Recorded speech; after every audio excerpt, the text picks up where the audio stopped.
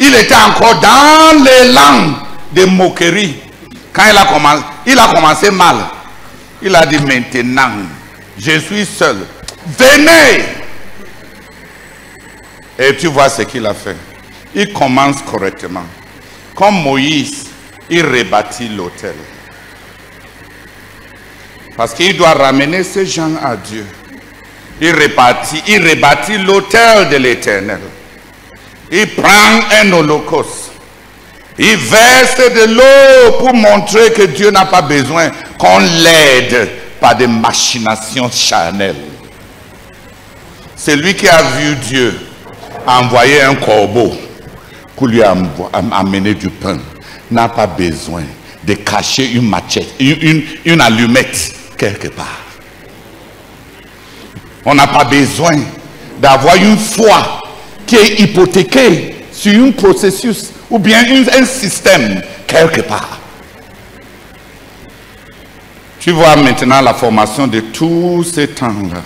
Verser de l'eau, il verse. Verser encore, il verse. Verse encore, il verse.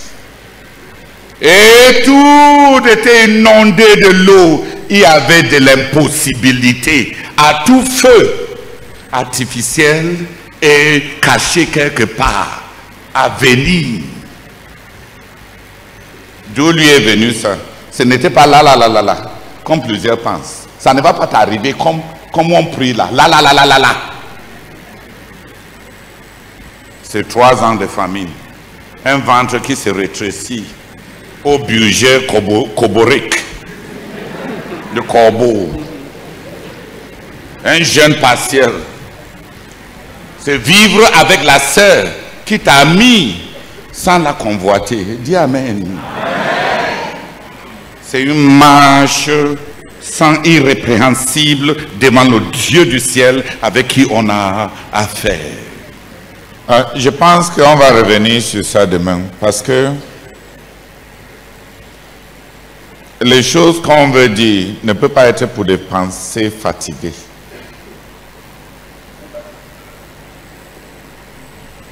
Je n'avais même pas l'intention de parler sur ces formations. On est en train de vouloir apprendre d'Élie comment naviguer une transition dans le leadership, dans un seuil de leadership. Mais la formation de Dieu, ce n'est même pas seulement pour les grands si. Quand Dieu a sorti Israël de l'Égypte, il voulait les former. Ils ont appris à dépendre de Dieu pour l'eau, pour la viande, pour la nourriture, pour la direction. Ils ont appris à être dirigés par Dieu. Ils ont appris à tourner vers Dieu. Par rapport à tourner vers Dieu, la leçon était difficile. À dire, Dieu lui-même lamente que pendant à 10 reprises, malgré tout ce qu'il a fait pour eux, la leçon n'est pas entrée. Quand il y avait des besoins, la tendance automatique était de blâmer leurs dirigeants. On t'a suivi, on a eu quoi? Moïse s'est fatigué de les dire. Est-ce que c'est moi qui vous a sorti de l'Égypte? À un moment même, Moïse a dit à Dieu, je pense que c'est bon que tu me tues. La pression des besoins de ces gens, tout l'amour qu'il a manifesté, tout ce qu'il a fait pour les diriger, les gens avaient besoin de manger la viande. Et ils ont tenu une réunion pour lapider Moïse. Parce que ça n'a rien, ça n'a pas servi de le suivre. C'est eux qui se plaignaient en Égypte. C'est eux qui pleuraient en Égypte. C'est eux qui étaient esclaves en Égypte. Moïse, il était dans le palais. S'il y avait quelqu'un qui n'avait pas besoin d'être sauvé de l'Égypte, c'est Moïse. Lui n'avait pas besoin d'être sauvé de l'Égypte. Eux, ils avaient besoin, ils avaient déjà pleuré à Dieu pendant 400 ans. Leurs pleurs et leurs cris et monter vers Dieu, jusqu'à ce que Dieu lui-même soit touché. Mais au moment où Dieu envoie Moïse maintenant pour le sauver, pourquoi tu nous as enlevés de l'Égypte? Il n'y a même pas l'eau à boire ici. Moïse se tourne vers Dieu pour lui montrer un exemple. Dieu pourvoit à un rocher qui était le Christ pour les accompagner. À tous les postes de transit, il y avait un rocher qui va apparaître à tous les postes. On ne voyait pas comment ce rocher s'est déplacé, mais quand ils arrivent quelque part, le rocher est toujours là et l'eau coulait. Le Seigneur les a accompagnés comme le rocher de l'âge. Mais après avoir vu ça, ils ont dit maintenant, il est capable de pouvoir à l'eau, mais est-ce qu'il peut donner aussi la viande?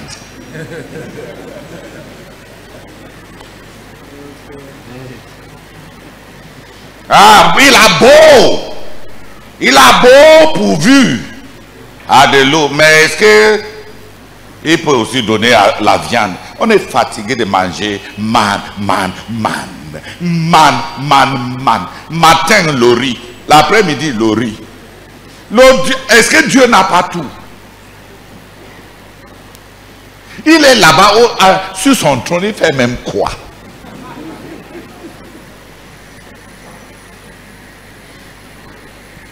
On n'a même plus d'appétit.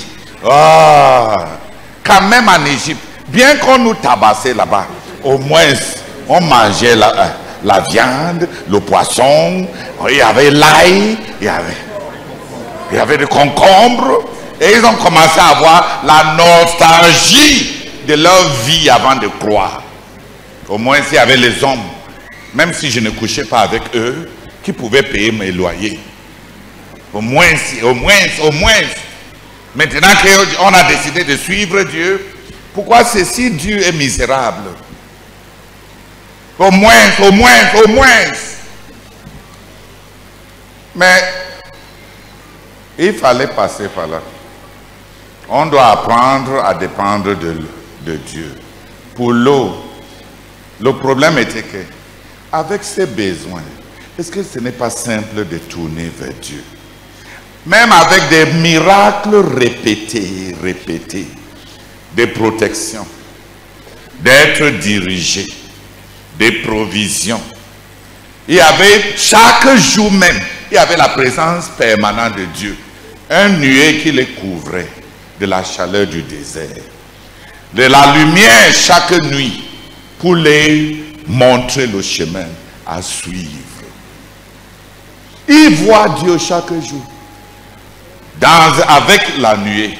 Et ils voient Dieu chaque jour à travers le feu dans la nuit. Mais quand ils veulent manger la viande, ils déclenchent un problème avec Moïse. Leur astuce pour avoir tout ce qu'ils avaient, c'est de commencer à quereller avec leurs dirigeants que pourquoi vous nous dirigez comme ça? Et il y a beaucoup de dirigeants qui ont été vaincus par les besoins, par la pression des besoins de leurs gens, qui ont été écrasés. Donc si on ne prêche pas un évangile à fond, pour que les gens soient profondément rencontrent Dieu, on va ramasser ces ramassis qui viennent de l'Égypte dans nos églises, qui n'ont jamais contacté Dieu. Et la pression de leurs désirs mondains vont nous écraser. Sois un grand motivateur comme beaucoup d'entre nous aiment. Haranguer les gens, motiver les gens. Parler-les de l'amour sans les convertir pour qu'ils rencontrent Dieu. Tu vas souffrir. Et toi-même, tu vas perdre Dieu. Parce que tu vas ramasser un peuple pour qui tu ne pourras pas rencontrer les besoins. N'ayant pas Dieu, on va te pénaliser pour trouver Dieu. Mais Moïse, tout le peuple de Dieu, c'est juste pour dire qu'ils ont aussi traversé le désert, n'est-ce pas? Dieu prend même David, celui qui va être roi, qui va gérer toute la trésorerie de la nation, qui va ramasser tout le butin de guerre.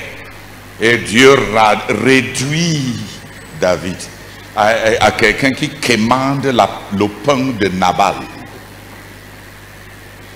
Il se met à se porter volontiers pour aider les bergers de Nabal, en espérant que Nabal va avoir pitié de lui pour lui donner un peu. Et il y a beaucoup de dirigeants comme David là, comme nous là.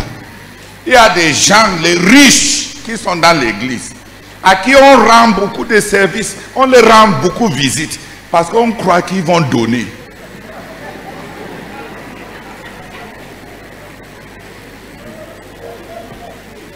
Parce qu'on croit que avoir tous nos services qu'on les a rendus là, ils vont donner pour le ministère. Et Nabal a dit, qui est même ce David?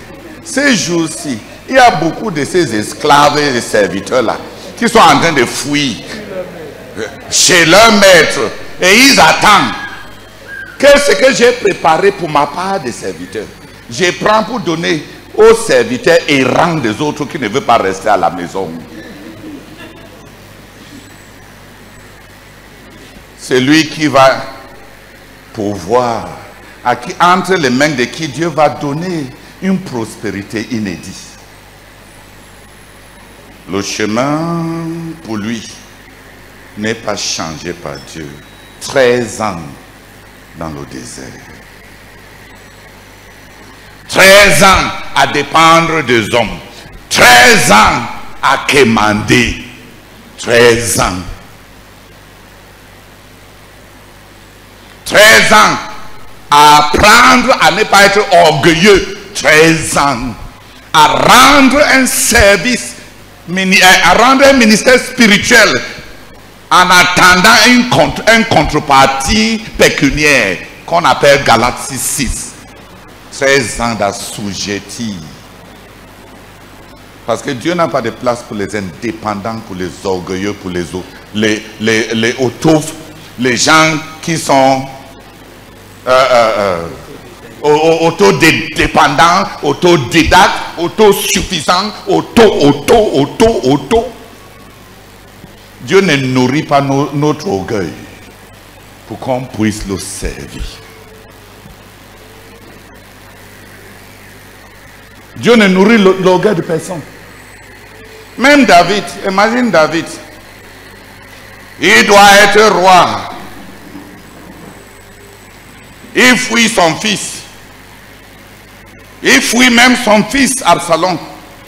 Et ses 3 grands richards, Barzillai et même l'ancien serviteur de Saul, les gens qui lui ramènent, on lui donne le lit, on lui donne le pain, on lui donne un peu de vin, on lui donne les...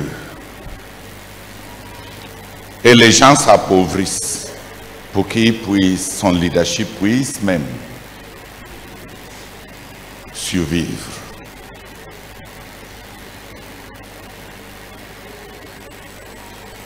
La formation là est pour nous tous. Et il y en a qui ont décidé qu'ils vont servir Dieu étant seulement les grands. Ils vont imposer sur Dieu la manière de les traiter. Ils ne vont jamais avoir besoin de quiconque. Ils ne doivent jamais perdre leur dignité. Si tu dois être parmi ceux-là qui va ramener les gens. Regarde Jean-Baptiste, 30 ans dans le désert. C'est comme si plus même ta vie a des conséquences. Plus même tu vas durer dans ces déserts-là. Pas de femmes, pas de maison, pas de nourriture, pas de vêtements, pas d'enfants, pas d'amis. pas des frères, pas des parents. Est-ce qu'il y a quelqu'un de qui Dieu a tout enlevé comme Jean? 30 ans dans l'autel du désert. 30 ans à être un charognard pour ramasser dans la nature. Et voilà l'homme que Jésus appelle le plus grand homme qui ait jamais vécu. Mais il a connu Dieu. Ce ne sont pas les gens, des personnes qui ramassent les prophéties quand le ventre est plein. Et les prophéties qui ne prédisent que leur grandeur personnelle. Tu seras un grand ministre partout dans les nations. Ce que je vais faire avec toi, c'est inouï. L'œil n'a pas vu. Personne d'autre ne connaît. Et c'est toi qui reçois les prophéties comme ça pour toi-même. Et tu veux partager ça avec tes dirigeants pour qu'ils se soumettent à tes prophéties.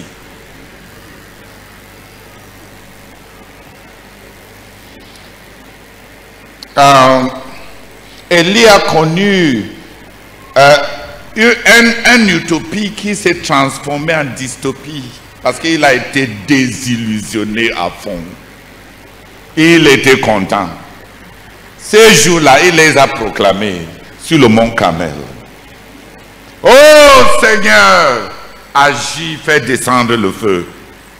Pour témoigner que tu es en train vraiment de ramener le cœur de tout ce peuple à Dieu.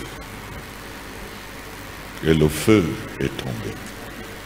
Un feu spirituel qui a brûlé le sacrifice, léché l'eau et transformé les cailloux en des cailloux organiques qui brûlent. Il a fait descendre le feu et le soir là même, il a fait descendre la pluie. Et Élie était content. Dieu a agi. Toute la nation maintenant savent que c'est l'Éternel qui est Dieu. Le cœur, l'antenne, l'hymne national a été sonné. C'est l'Éternel qui est Dieu. C'est l'Éternel qui est Dieu. Et pendant 3 heures, toute la nation l'a aidé. Il a dit ramasser tous les prophètes de Baal là. On les égorge.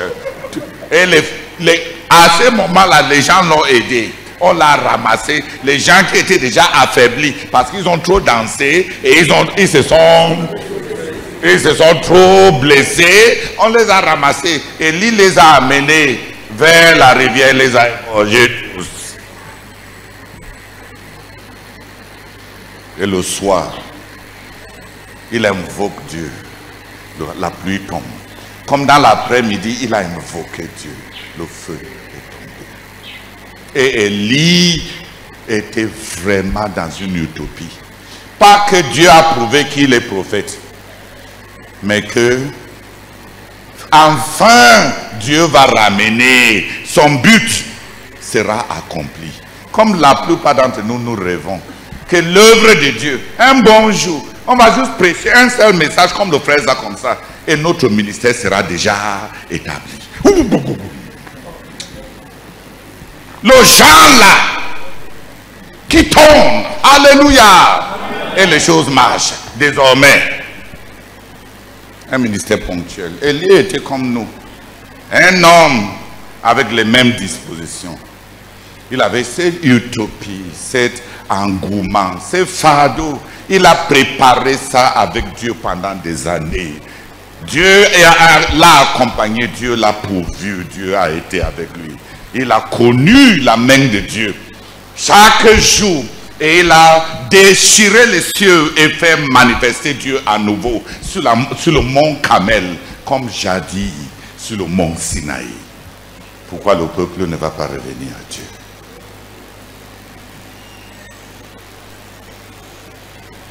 Ce soir-là, Jézabel lui envoie un message. Tu penses vraiment que tu as réussi? D'ici demain, je t'égorge. Comme tu as égorgé le prophète là. Je vais t'égorger. Et subitement, Élie confronte jusqu'où? Au milieu même, à la tête même de la nation, on a établi un système.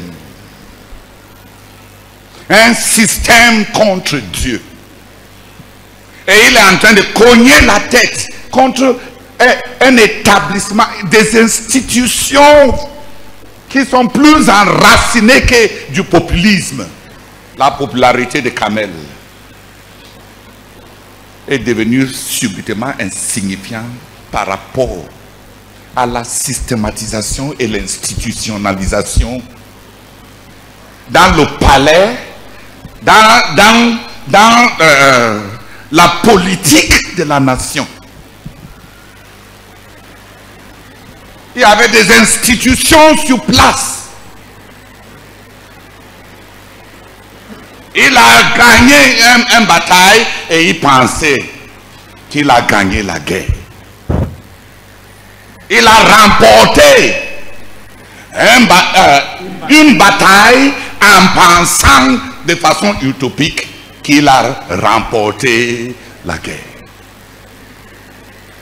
Et le soir, j'ai dit au cœur même de la nation, tellement découragé, tellement en déprimant, obligé à être fugitif. Celui qui vient de rassembler, convoquer toute la nation, maintenant fuit pour sa vie. Et dans le découragement, il a dit à Dieu, je voulais même changer les choses. Je voulais tellement ramener la nation.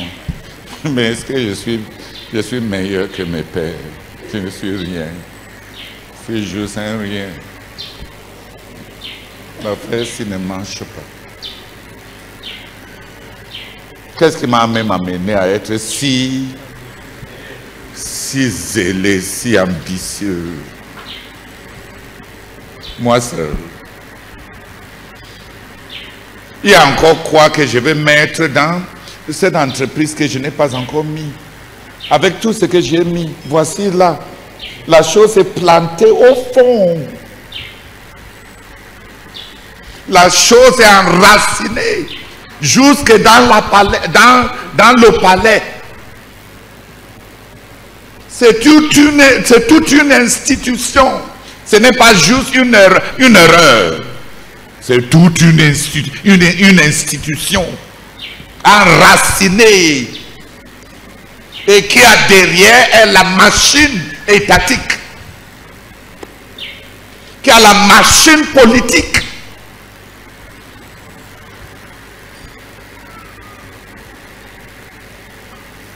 Je convoque le roi à Kamel, mais il dort avec la fille Ouin de Bâle.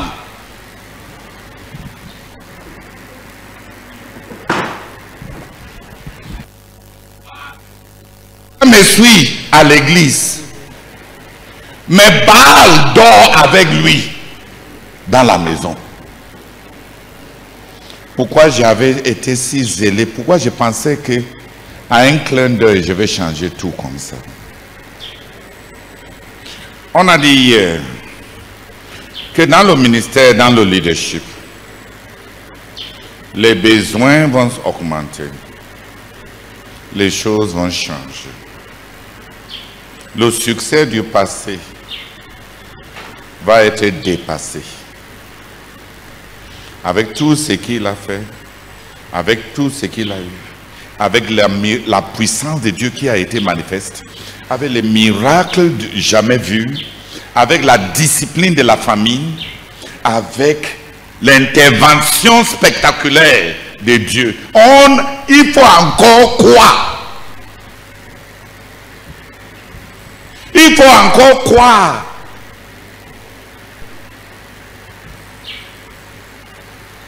Dans toutes ces dépressions, et Dieu est le meilleur thérapeute de la dépression. Ceux qui sont découragés, qui ont réussi. Le traitement de la dépression, c'est dors un peu, mange un peu. Dis Amen. Amen. Si tu es marié, va coucher encore avec ta femme. Reviens juste à tes fonctions normales et humaines. Sors de tes grands rêves de grandeur. Notre humanité est notre base. Et Dieu n'a pas de problème contre ton humanité. Et quand tu es en train de vivre un désillusionnement sur les grands idéaux que tu as apportés, qui n'ont pas marché, des grandes ambitions qui se sont éclatées, qui se sont envolées en éclat, enfouies en éclat. Et quand tu es en train de vivre un amoindrissement de tout le profil que tu croyais être, quand tu confrontes dans le miroir que tu n'es rien, tu sais ce que Dieu te dit? Mange un peu. Dors, mon enfant. Va dormir. Va manger. Va dormir. Je me souviens, après Procel, quand les dirigeants de Gabon étaient tellement contents pour avoir réussi un événement national d'envergure, tenu, et ils avaient investi, ils ont construit Procel à plus de 600 sommes, ils ont rassemblé, nourri, importé même des lits de Dubaï pour nous faire bien coucher. Je les ai dit, quand on a tenu la réunion avec les anciens, à la fin de la réunion, je les ai dit, après procès aussi, ne planez pas en l'air comme vous avez, comme je vous vois hyper excité là. Ne passez pas tout le temps maintenant à vivre selon les langues de la grandeur que vous êtes, les grands fils du frère Zach, qui ont montré que les prophéties du frère Zach marchent. Et vous prenez votre place pour vanter votre place et vos prouesses dans tous ces grands ministères du frère Zach. Je dis, après tous ces procès, s'il te plaît, rentrez demander à vos enfants comment ils travaillent à l'école. Passez un peu de temps avec vos femmes. Retrouvez encore vos corps. Visionnez encore un petit film et vous vous embrassez encore et vous mangez.